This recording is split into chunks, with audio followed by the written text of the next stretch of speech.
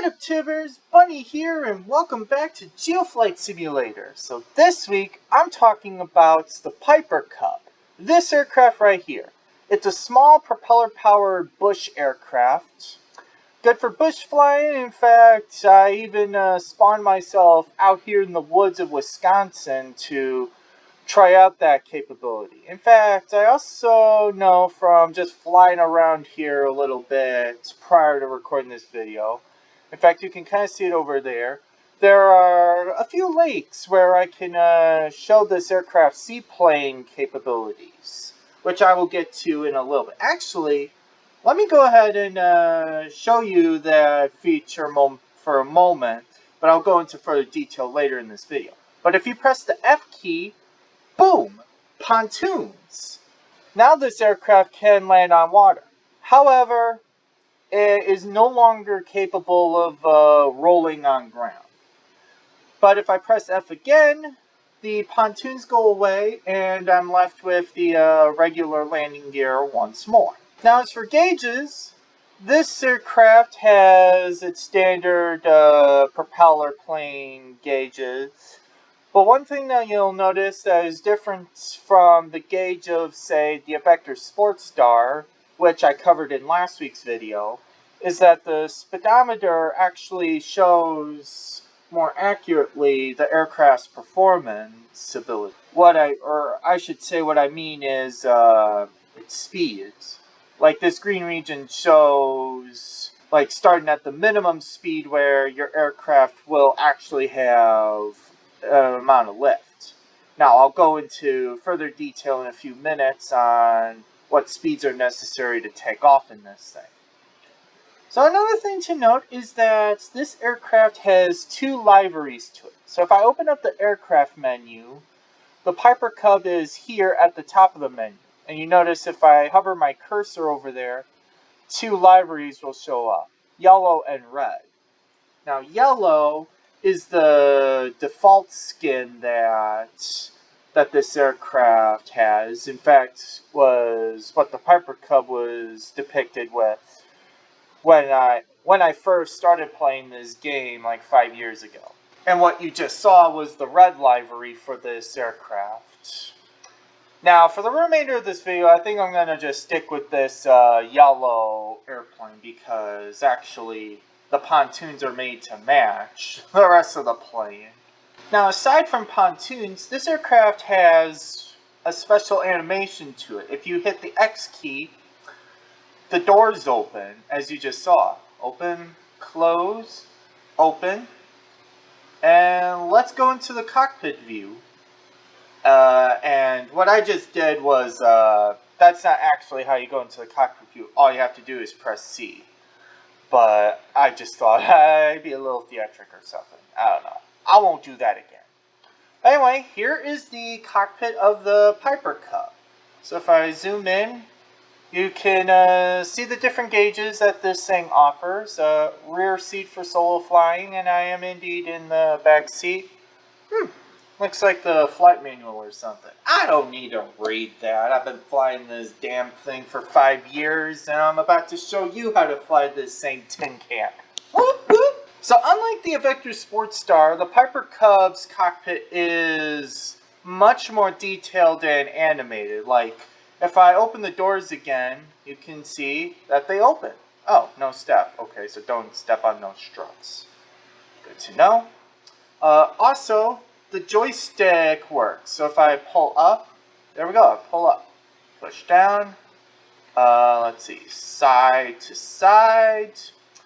And actually, you see these cords on either side? If I change the yaw of the aircraft, so I'm going to yaw left, you see the cables move left. And if I start yawing right, the cable starts moving to turn the tail, the rudder that way. So yeah, those cables, don't worry, they won't snap, but they are pretty close to being quite functional. Also, if I go to roll, you'll notice that the cable pulley system also moves with it. Now, I have yet to find cables that animate the pitching ability of this aircraft. This stick here works the throttle, so if I open it up, there, it's at open. Now let me close the throttle so now the throttle's at close because I'm not just yet ready to take off. But actually, if I go over to these gauges for a second and if I rev it up, you see, yeah, you see that leftmost gauge, it goes up and down like rum, rum, rum, rum, rum, rum, rum, rum, rum. This right here is your altimeter. It does the same thing as the altimeter that you see on the regular gauges. This speedometer here is better tuned to the aircraft's actual performance. And again, these gauges, are personalized to what this aircraft actually is. Here's your compass. This rightmost gauge, oil temp, oil pressure, those basically show you whether or not your engine is on or off. They don't go up or down unless you hit the key to turn the engines off. Like I just did, and you see they just both went to 0. That's fine. Whoa, whoa, whoa, whoa, whoa. Wait, what's going on? Why am I rocking? So this aircraft has 2 additional views, a wing cam and a tail cam. Now, both of these are pretty self-explanatory. Both cameras are fixed and locked into their orientation. So if your aircraft rolls, the camera reflects that orientation and so on and so forth. So I don't really need to go into much detail with that. Anyway, last thing before I take off, what does this tin can sound like? So let me go ahead and I'm going to go ahead and start the engine up and I'll rev it up. Let's see, do I have enough room to take off from here? No, I might go onto this highway over here and do my takeoff from there. But anyway, let me go ahead and show you what this thing sounds like.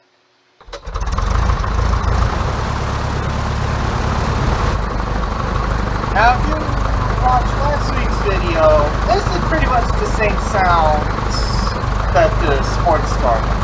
So I'm going to go ahead and rev this thing up and I'm going to taxi over to the highway and take off.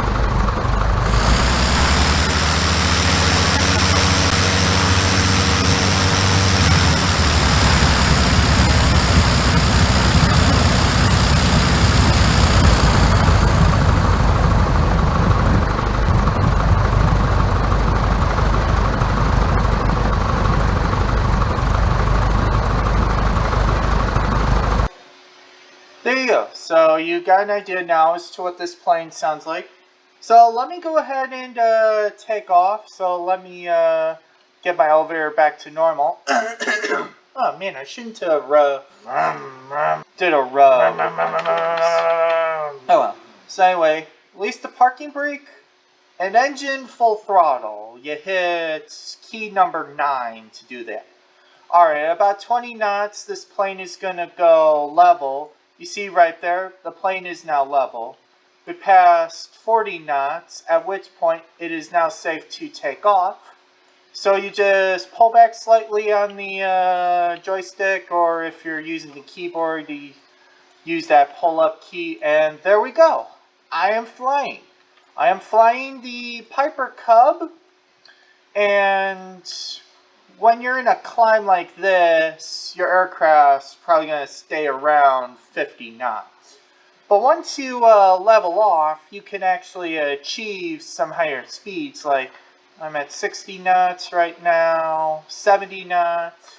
Like, this is about cruising speed right here. I'm actually going to go past that red line right there and go about 80 knots. Now, I've determined that this plane's its top speed is about 100 knots. Though, of course, you can make this bird go faster if you put it into a nosedive. So, what about its mid-flight performances? Well, It rolls pretty quickly. It is actually possible to do a barrel roll in this aircraft. And with a pretty quick roll to it, you don't have to worry about crashing and dying unless, of course, you're flying too low, but that's a risk you take when doing a barrel roll in any aircraft. We can also do loop-de-loops, so why don't I do a loop-de-loop? I'm getting stall warnings, not to worry. Those will typically... what? Okay, I'm alive. I'm alive. Stunts are dangerous, kids. Don't do them at home. Unless you're in GeoFlight Simulator, in which case you're probably at your computer at home. In which case, you're more than welcome to do those stunts, obviously. So all in all, this aircraft is pretty easy to fly. And landing, it's a little bit trickier. Let me go ahead and reduce my engine power to about 50%. And I'm actually going to turn around and try landing on that same bit of highway that I did. So yeah, I'm actually going to cut the throttle altogether. Because I want to try to keep my speed below 60 knots when I come in for landing. Or like, no more than 60 knots. And what you want to do with this aircraft is, ideally, you want to butter the bread. If you land too hard, actually, even if you do a pretty smooth landing, this aircraft has a bad habit of rebounding, as might be demonstrated. Oh, there we go. Okay, so I've buttered the bread, so now you just apply pitch down control. Not too much, but just a little bit. Just to keep the nose down and prevent the aircraft from rebounding. And actually, I can hit the brakes. Again, make sure not to pitch the nose too high. And there we go. There we go. I have stopped. And this aircraft is capable of these slow takeoffs and landings, or STOL for short. And I'm going to demonstrate that in a few minutes by going over to the carrier. But first, before I do that, let me show you this aircraft's seaplane capabilities. So first things first, I need to get this bird back into the air. Alright, now I'm turning to go land over at this lake right here. I've got my engine set to 40%. I'm going to hit the F key to not only pay respect, but also enable the pontoons. And now I am ready to try landing in the lake. So, when landing in a seaplane, I found that the ideal thing to do is to descend, is to be flying as slow as possible. Where did all the trees go? Anyway, you should be flying as slow as possible, and also keeping your aircraft as flat as possible. Because if you land too fast and or too hard, I've noticed this aircraft has a bad tendency to flip forward. Let's see, I think I've got it here. I've got it. Okay. I think I've got it. Okay. And also apply pitch up to basically keep the aircraft nose from going down, because if the aircraft starts pitching down, that's where you get a complete splashdown, or like the thing just flips face first. That's what happens. It is a problem. You see my aircraft is magically turning itself. In GeoFlight Simulator, that seems to be the norm. What's happening is the aircraft's realigning itself so that when it's ready for me to start taking off again, which I shall do in like 30 seconds, I will be flying into a headwind. Am I sure I want to do that with the shore so close? Those trees remind me of actually how little lake I actually used to splash down. What the hell, I'm going for it. So what you want to do is hit full throttle, and we're off. Now I've noticed that if you try to take off into a wind other than headwinds, it doesn't like to go very fast. Okay, we're at takeoff speed. Yeah, you just let it get to takeoff speed, and you pull back, and there you go, there you go, there you go. Just like that, just like that. Watch out for the trees, especially if you're deciding to do what I do and land at lakes. But yes, yes, that is the seaplane's functionality summed up right there using this, what is actually an itty bitty little lake here. Yes. So, again, a good demonstration of this aircraft's STOL capabilities, which leads me to the USS John C. Stennis, an aircraft carrier just over there about half a mile or so, could even be a mile away, I don't know.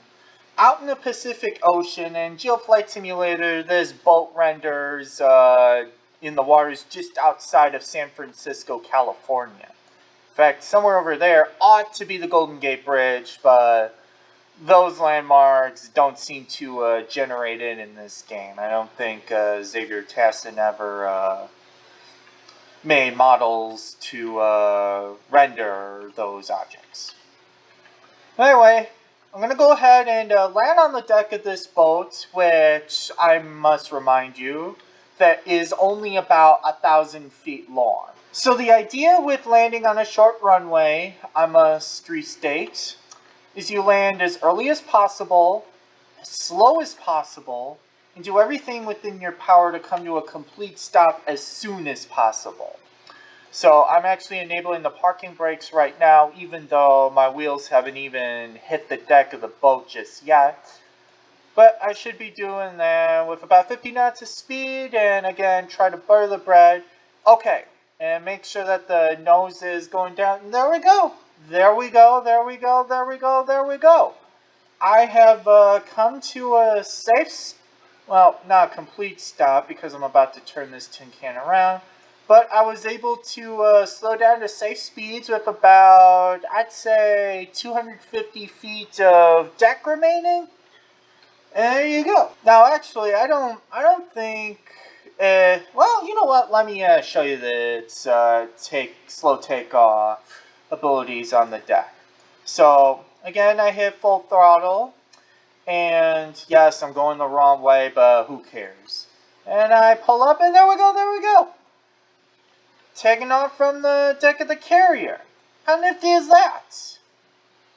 Ah, but this thing is so STOL that if I apply some strong winds, so let me go into options to turn that. Okay, so over here, if I set the wind speed to about 16 meters a second, boom. Now we've got some rough seas that I'm going to have to deal with, but also I can show you that this aircraft is almost VTOL. It is still STOL, even it's still STOL through and through. However, this aircraft can take off slow enough where even with like these 30-knot headwinds, I can actually manage my descent where I'm going so slow where it's basically, even though I'm moving forward, as soon as I touch the ground, and let me reapply the parking brakes, as soon as I touch the ground, I can stop within like a second and a half. Oh, watch this. Ah, some swell weather conditions we've got going on here, am I right? Let me cut the throttle. But yeah, okay. And boom. Okay. 2, 3, 4, 5. Okay, that was like 5 seconds, but surely you get the point. And my plane stopped, but because I've got this strong headwind, I'm able to just keep this thing still. In fact, if I pull up like this to bring the tail down, and if I engine full throttle it, release the parking brake, there we go! You see? Now that is actually a vertical takeoff right there. So actually I need to bring my nose down or I'm going to stall and crash onto the deck and die. And yeah, let's get... Oh, what's with the pixelated quality of the water? But anyway, yes, this aircraft is, it's still STOL, but yes, very near VTOL. Which I don't think I mentioned it is vertical takeoff and landing. But anyway, that just about covers the Piper Cub, so that does it for this week's video GeoFlight Simulator.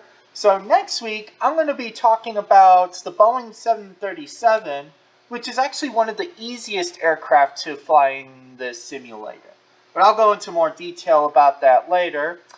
But anyway, wait, where's the carrot? Oh, there it is. It just gets like nearly engulfed by these waters.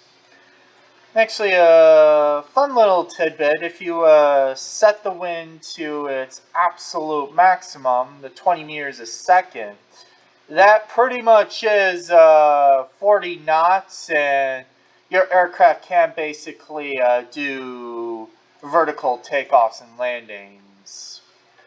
Well, I'll go back to these calm seas, and with that, that concludes this week's video. So, I'm Space Bun. I hope you guys enjoyed. Thanks for watching. See you all next week. Sierra Bravo 717 checking out.